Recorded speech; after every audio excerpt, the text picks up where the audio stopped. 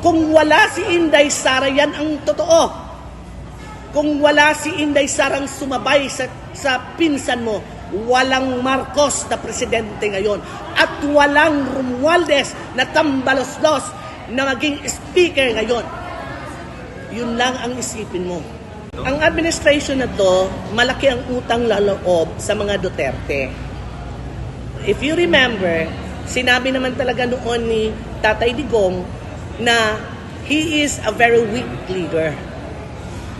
Pero, dahil si Senator Amy linigawan ng todo ang ating pinakamamahal na Vice President Inday Sara, gumib-in, tinalikuran ni Inday Sara ang kanyang ama. At sinunod na mag-Vice President siya. Mr. Speaker, nakita kita ang laki ng ano mo, katawan mo, tumatayo ka, sabi mo, ako'y maninindigan para sa bayan. Paano ka nanindigan nung panahon ng ibang administrasyon na hindi inililibing ang tiyuhin mo at ama ng ating Pangulo? Nanindigan ka ba?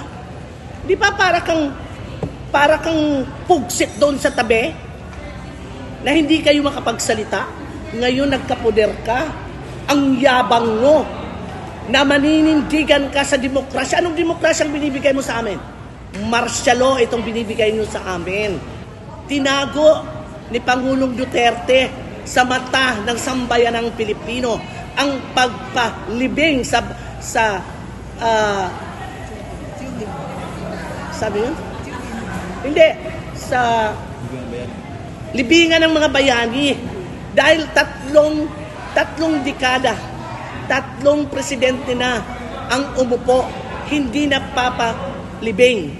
Pero matigas din at matikas ang aming pinakamamahal na Presidente Rodrigo Duterte na itinago niya sa sambayan ng Pilipino para lang maipalibing ang tiyuhin mo. Napakawalang hiya mo. Ikaw ang pinakawalang hiyang naging Speaker of the House. Tingnan mo, mga kakampi mo. Kagaya ni Congressman Lagman. Saludo ako dyan kay Congressman Lagman.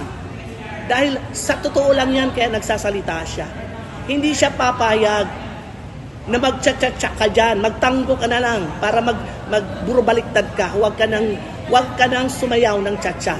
Dahil hindi ka igi-iging tingnan pag nagsayaw ka ng tsatsa. Yun lang.